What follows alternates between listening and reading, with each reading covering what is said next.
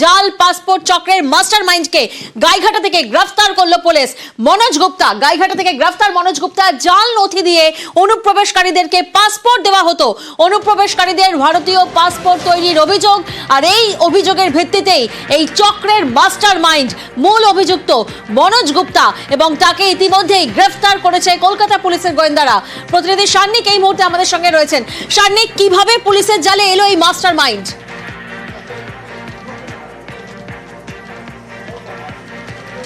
দেখো প্রিয়াঙ্কা, সম্প্রতি আমরা দেখেছি বেশ কিছু বাংলাদেশি অনুপ্রবেশকারী তারা কলকাতা পুলিশের জালে ধরা পড়েছিল, এবং তাদের এই ঘটনাগুলোর তদন্ত করতে গিয়ে বিভিন্ন ক্ষেত্রে যে তথ্য উঠে আসছিল যে তারা যে পাসপোর্ট বানাচ্ছে সেই পাসপোর্টগুলো কিন্তু একেবারে অরিজিনালি ভারত সরকারের ইস্যু করা পাসপোর্ট, অর্থাৎ সেগুলো তৈরি করতে যে জাল নথি ব্যবহার করা হচ্ছে সেইগুলো উত্তর 24 পরগনার বিভিন্ন জায়গায় বিভিন্ন এজেন্টরা তারা সেইগুলো তৈরি করে দিচ্ছে এবং সেইগুলো মারফত পাসপোর্ট তৈরি করানো হচ্ছে।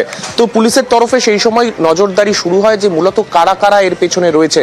সেই তদন্ত করতে গিয়েই মূলত বেহালা শিলপাড়ার বাসিন্দা মনোজ গুপ্তা, তাকে ইতিমধ্যেই গ্রেফতার করা হয়েছে ভবানীপুর থানার তরফে। যেটা এখনো পর্যন্ত জানতে পারা যাচ্ছে প্রায় শতাধিক এইরকম অনুপ্রবেশকারী, তাদেরকে ভুয়ো নথির মারফত তাদেরকে এই পাসপোর্ট তৈরি করিয়ে দেওয়ার কাজ করত এই মনোজ গুপ্তা, এবং সেই পাসপোর্ট নিয়ে তারা ভারতীয় পরিচয় বাংলাদেশি অনুপ্রবেশকারীরা বিশ্বের বিভিন্ন জায়গাতে তারা কাজের জন্য যেতেন, এবং এই গোটা চক্র চালানোর জন্য মতিলাল গুপ্তা রোড বেহালায় সেখানে তার একটি অফিস তিনি খুলে বসেছিলেন, এবং সেখান থেকেই ট্যুর অ্যান্ড ট্রাভেলসের সেই অফিসটা নামেই ছিল, কিন্তু সেখান থেকে এই ধরনের বিভিন্ন কাজ হতো, এবং সেখানে আরো বেশ কয়েকজন তার শাগরেদ ছিল যারা এই কাজগুলোতে তাকে সাহায্য করত। এই সমস্ত কিছুই কিন্তু কলকাতা পুলিশের তরফে তদন্ত করে দেখা হচ্ছে, এবং এর পেছনে আর কারা কারা রয়েছে সেই বিষয়টা জানার জন্য কলকাতা পুলিশের তরফে তাকে নিজেদের হেফাজতে নেওয়ার জন্য আজকে আদালতে আবেদন জানানো হবে। বেশ, জালে ভুয়ো পাসপোর্ট চক্রের মাস্টারমাইন্ড, ট্যুর ট্রাভেলের পেছনে পাসপোর্ট জালিয়াতি চলতো, 10 বছর ধরে ভুয়ো নথিতে পাসপোর্টের কারবার চলে, আর তাকেই গ্রেফতার করেছে কলকাতা পুলিশ। জাল পাসপোর্ট চক্রে ধৃত মূল অভিযুক্ত মনোজ গুপ্তাকে কোথা থেকে গ্রেফতার করা হয়েছে দেখুন, এই বাড়ি থেকেই গ্রেফতার করা হয়েছে মনোজ গুপ্তাকে। গাইঘাটার চাঁদপাড়া থেকে গ্রেফতার। দুদিন আগে সেখানে যায় মনোজ, এক মহিলার বাড়িতে আশ্রয় নেয় অভিযুক্ত। তপন ভদ্র নামে এক ব্যক্তির অনুরোধে মনোজকে আশ্রয় দেন সেই মহিলা। অনিরুদ্ধ প্রতিনিধি এই মুহূর্তে আমাদের সঙ্গে রয়েছেন। অনিরুদ্ধ, এই যে বাড়িতে মনোজ গুপ্তা এসে আশ্রয় নিয়েছিল, এর আগেও কি এখানে তাকে আসতে দেখা গিয়েছিল কখনো?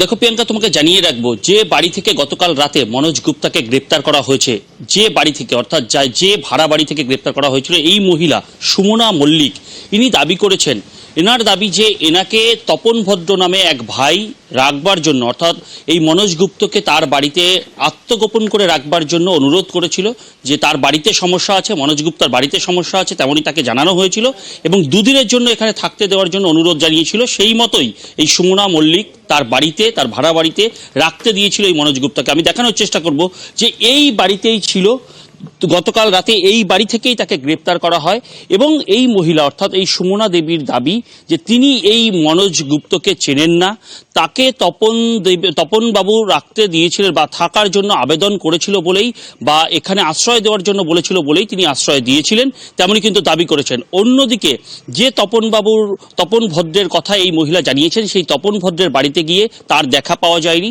তার স্ত্রী দাবি করেছেন যে এই মনোজ গুপ্ত নামে কোনো ব্যক্তিকে তারা চেনেন না বা তিনি চেনেন না, সেই দাবি কিন্তু তিনি করেছেন। কিন্তু এখানেই প্রশ্নচিহ্ন যে এই তপন বাবুর সঙ্গে যদি মনোজ গুপ্তের কোনো রকম কানেকশন না থাকে, তাহলে কেনই বা তিনি অনুরোধ করলেন তার দিদিকে এখানে আত্মগোপন করে রাখবার জন্য, এবং তাকে জানানো হয়েছিল, অর্থাৎ এই সুমনা দেবীকে জানানো হয়েছিল যে মনোজ গুপ্তর বাড়িতে সমস্যা আছে, সেই কারণে এখানে রাখবার জন্য অনুরোধ জানিয়েছিল, সেই মতোই রাখতে দিয়েছিল। এবং এই সুমনা দেবী কিন্তু বারবার করে জানাচ্ছেন যে তার সঙ্গে এই মনোজ গুপ্তের কোনো রকম লিঙ্ক নেই, তিনি মনোজ গুপ্তকে চেনেন না। কিন্তু এখানেও একটা প্রশ্নচিহ্ন রয়েছে, কি করে এই মহিলা না চিনে তিনি এবং তার ছেলে এখানে থাকে, সেখানে একজন অপরিচিত ব্যক্তিকে তার বাড়িতে আশ্রয় দিল, তা নিয়েও কিন্তু প্রশ্নচিহ্ন রয়েছে। জানিয়ে একেবারে অনিরুদ্ধ, তুমি আমাদের সঙ্গে থাকো। যে মহিলা তাকে আশ্রয় দিয়েছিলেন, অর্থাৎ এই মনোজ গুপ্তাকে আশ্রয় দিয়েছিলেন যে মহিলা, তিনি কিভাবে আশ্রয় দিলেন? তিনি কি কিছুই জানতেন না? শোনাবো তিনি কি বলছেন। কালকে মনোজ গুপ্তা এখান থেকে গ্রেপ্তার হয়েছে, আপনার সঙ্গে জানাশোনা ছিল? না স্যার, আমি চিনি না, জানি এ বাড়িতেই তো থাকতো আপনার সঙ্গে বলছে। না স্যার, উনি প্রতিদিনকে রাত্রে এসেছে, এই পর্যন্ত আমি জানি। স্যার আমি কিছু বলতে পারি না। আপনার কি হয়? আপনার কি হয়? আমার কোনো কিছু হয় না। আমার এক রিলেটিভ আছে, উনি বললো 2 দিন এখানে থাকবে, বাড়িতে একটু সমস্যা হয়েছে, 2 দিন পরে চলে যাবে। আজকে সন্ধ্যাবেলায় উনার চলে যাওয়ার কথা। আপনি কি চেনেন ওনায়? না স্যার, আমি চিনি না। মনোজ গুপ্তাকে এখান থেকে নিয়ে গেছে, তাই তো? কি বলেছে পুলিশ ওনাকে নিয়ে যাওয়ার সময়? কি বলেছে?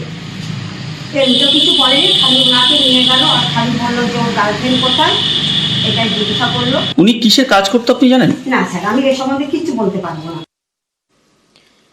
শুনলাম আমরা সুমনা মল্লিক, তিনি যার ভাড়ার ঘরে চাঁদপাড়ার বাসিন্দা তপন ভদ্র নামে এক ব্যক্তির অনুরোধে মনোজ গুপ্তাকে নাকি আশ্রয় দিয়েছিলেন। সেই তপন ভদ্রের বাড়িতে গিয়ে তো তার খোঁজ মেলেনি, কিন্তু তপন ভদ্রের স্ত্রী স্বপ্না ভদ্র তিনি কি বলছেন শোনাবো। আপনি কি অন্তপন বাবু? আমি ওনার স্ত্রী। মনোজ গুপ্তা নামে কাউকে চিনেন? না, চিনি না। আপনার বাড়িতে এসেছিল? না। পাসপোর্ট কাণ্ডে গ্রেফতার হওয়া মনোজ গুপ্তা গাইঘাটা থানা এলাকার চাঁদপাড়া ঢাকুরিয়া যে বাড়ি থেকে গ্রেফতার হয়েছিল, সেখানে 2 দিন আগে এসেছিল, এক মহিলার কাছে আশ্রয় নিয়েছিল। সুমনা মল্লিক জাল পাসপোর্ট চক্রে ধৃত মূল অভিযুক্ত মনোজ গুপ্তা গাইঘাটা চাঁদপাড়া থেকে গ্রেফতার করেছে কলকাতা পুলিশ। এক মহিলার বাড়িতে আশ্রয় নেয় অভিযুক্ত তপন ভদ্র নামে এক ব্যক্তির অনুরোধে মনোজকে আশ্রয় দেন সেই মহিলা। তপন ভদ্রের বাড়িতে গিয়ে অবশ্য তার খোঁজ মেলেনি। তবে সেই অঞ্চলে যারা থাকেন অর্থাৎ স্থানীয়রা, তারা কি কোনোদিন কিছু টের পেয়েছিলেন? কি বলছেন ওনারা শোনাবো। এমনি ভাড়া দেওয়া থাকে, ভাড়া আছে। মনোজ গুপ্তা নামে পাসপোর্ট কাণ্ডের প্রধান যে মুখ আছে, তাকে এখান থেকে গতকাল গ্রেফতার করা হয়েছে। জানেন যে এত বড় চায়ের মাথায় এখানে থাকতেন? সে ব্যাপারে কোনো আমাদের জানা নেই কিছুই। ভাড়া ছিল এটুকু জানি, এবং এই গেটটা সবসময় লক করাই থাকে, মেইন গেট। ভিতরে বা বাইরে ওনারা যখন বেরোয়, আর ভিতরে আর একজন ভাড়া আছেন বয়স্ক মহিলা, তারাও সবসময় যখনই বেরোন না দেখেন উনি গেটটা তালা দিয়েই করা থাকে, আবার যখন ঢোকে তালা দিয়ে দেয়। একদিকে আমরা দেখলাম গাইঘাটা থেকে মনোজ গুপ্তাকে গ্রেফতার করা হয়েছে, অর্থাৎ জাল পাসপোর্ট চক্রের মাস্টার মাইন্ডকে গ্রেফতার করা হয়েছে। অন্যদিকে এবার থেকে পাসপোর্ট ভেরিফিকেশনের জন্য বেশ কিছু পরিবর্তন আনা হচ্ছে, পুরো সিস্টেমকে ঢেলে সাজানো হচ্ছে। ডাকযোগ আবেদনকারীর কাছে পাসপোর্ট পৌঁছে দেওয়ার ক্ষেত্রে আরো সজাগ হওয়ার কথা জানিয়েছেন ডিজি। পোস্ট অফিস ছাড়াও অন্য আরো এজেন্সিকে এই কাজে ব্যবহারের কথা তিনি জানান। Couple of things which are from the passport verification for the police which is given is that police authorities are not required to verify the identity of the applicant in the PVR. The police authorities are not required to verify the address of the applicant. We have written to them, we are actively pursuing that this needs to change. We have suggested a new system. Our officers are redesigned the system. We are ensuring that at the police station, at the local level, it's not only the DIB which does the verification, there will be a bigger role being envisaged for the local police station also and the senior officers also. We have actively pointed out the issues with the software of the passport. There is a issue with the distribution of passport through postal systems. We are strengthening with other agencies. We are trying to strengthen the system so that people are not able to misuse the system. আর এরই মধ্যে গতকালই রাজ্যে ফের গ্রেফতার করা হয় বাংলাদেশি অনুপ্রবেশকারীকে। মুর্শিদাবাদে 3 জন এবং উত্তর 24 পরগনা থেকে 2 জন অনুপ্রবেশকারী গ্রেফতার করা হয়েছে। বাংলাদেশি অনুপ্রবেশকারী নিয়ে কলকাতা পুলিশও এখন সতর্ক, বিভিন্ন এলাকায় নজরদারি চলছে বলে জানান পুলিশ কমিশনার মনোজ বর্মা। অস্থির বাংলাদেশ আর বাংলাদেশ থেকে ভারতে অনুপ্রবেশ, রোজই বিভিন্ন এলাকা থেকে বাংলাদেশি অনুপ্রবেশকারীদের গ্রেফতার করা হচ্ছে। আবারও মুর্শিদাবাদ থেকে গ্রেফতার অনুপ্রবেশকারী। শুক্রবার জলঙ্গি থানা থেকে 3 বাংলাদেশিকে ধরে বিএসএফ। তারা হলো কামাল হোসেন, শাহাদাত আলী এবং হযরত আলী। পুলিশের দাবি ধৃতরা বাংলাদেশের রাজশাহীর বাসিন্দা।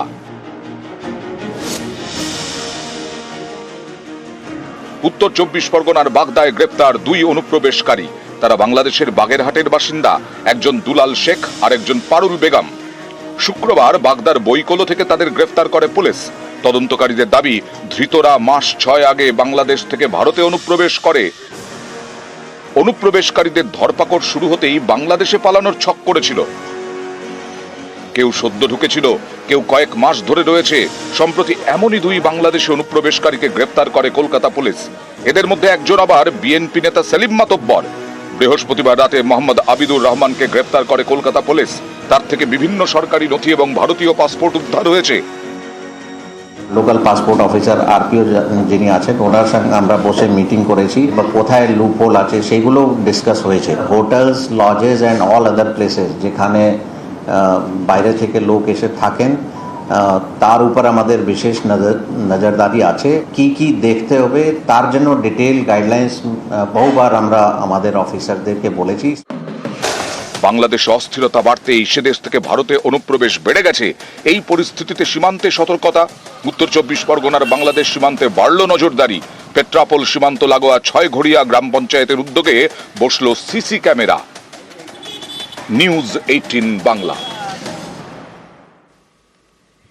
বাংলাদেশে অস্থিরতার মধ্যে এদেশে পাকড়াও একাধিক অনুপ্রবেশকারী, পুলিশের তৎপরতায় জালে জঙ্গিরা। সীমান্তে সুরক্ষায় বিএসএফ এর গাফিলতির অভিযোগ রাজ্য পুলিশের ডিজির। বাংলায় অশান্তির কোনো রকম চেষ্টা বরদাস্ত করা হবে না, বার্তা দিচ্ছেন রাজীব কুমার।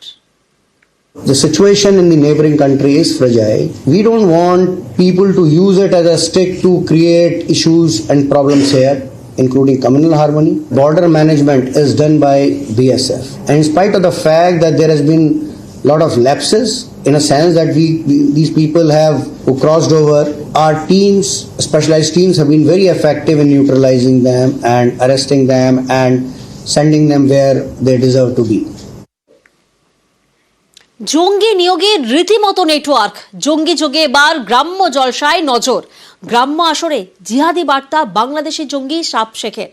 অনলাইনেও সদস্য জোগাড় করছে এই শেখ সাবের সাগরেদরা। চাঞ্চল্যকর তথ্য গোয়েন্দাদের হাতে।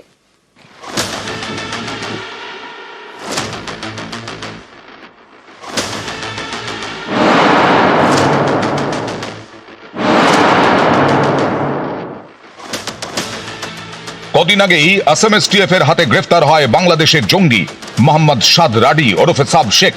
মুর্শিদাবাদের হরিহরপাড়া থেকে গ্রেফতার হয় আনসারুল্লাহ বাংলা টিমের 2 জঙ্গি আব্বাস আলী এবং মিনারুল শেখ। সময় যত এগোচ্ছে সামনে আসছে চাঞ্চল্যকর সব তথ্য।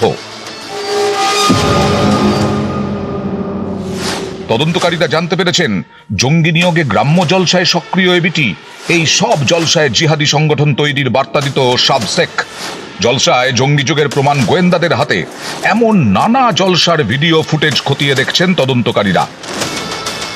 গোয়েন্দাদের সন্দেহ শুধু মুর্শিদাবাদ নয়, অন্য জেলার গ্রাম্য জলসাতেও জঙ্গি বার্তা দিত সাব শেখরা। এই সাব শেখকে কয়েকদিন আগেই কেরল থেকে গ্রেফতার করে আসাম এসটিএফ। তারপরেই প্রকাশ্যে আসে বাংলাদেশি জঙ্গির ভারতীয় ভোটার কার্ডের বিস্ফোরক তথ্য। জানা যায় সাবের নামে রয়েছে 2টি ভোটার কার্ড, একটি মুর্শিদাবাদের হরিহরপাড়ার ঠিকানায় আর একটি নওদার ঠিকানায়। কিন্তু এসব হলো কিভাবে? গাফিলতিতে এই জঙ্গির জোড়া ভোটার কার্ড। নির্বাচন কমিশনের রিপোর্ট জমা মুর্শিদাবাদ প্রশাসনের। সরকারি কর্মীদের গাফিলতির কথা উল্লেখ রিপোর্টে। গাফিলতিতে জড়িতদের চিহ্নিত করে দেওয়া হয়েছে রিপোর্ট।